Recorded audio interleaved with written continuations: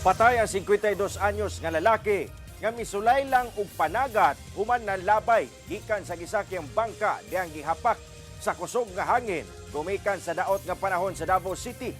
Biktima gituhuang giatake sa kasing-kasing samtang naning kamot og langoy. Aniya ang report. Grabe na kaabo akatusok sa hangin. Kusog nga hangin nga giubanan ug pag-ulan ang nasinati sa mga residente sa Barangay Bukana sa Davao City niadtong Sabado sa buntag. Apan ang maong daot nga panahon, may resulta sa usa ka trahedya sa dagat sa Punta Dumalag sa Matina Aplaya. Kinihuman gihapak matud pa sa kusog nga hangin ang usa ka bangka nga gisakyan sa 52 anyos nga lalaki nga misulay og panagat. Gilayon gi-rescue ang biktima sa mga kaubanang mananagat ug rescuer. Gi-revive kini pinaagi sa cardiopulmonary resuscitation o CPR.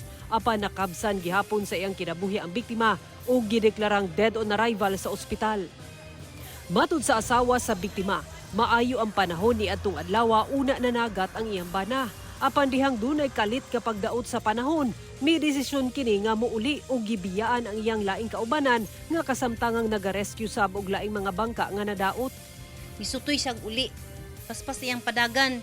Sus naapsan man gyud daw siya sa kuan. Katong unos nga grabe kaayo. Nalabay siya. Pagkalabay niya, kalangoy pa siya. Matud sa asawa sa biktima, gituuhang giatake sa kasing-kasing ang iyang bana samtang naningkamot og langoy. Kinisab matud pa ang medical findings sa doktor. Naman na siya diabetic ug high blood niya, wala siya nag-inom sig tambal. Tapos mao na to, naano siya, murag na cardiac siya. Kay kung nalumos siya, dili siya makita dayon. Unlod man to.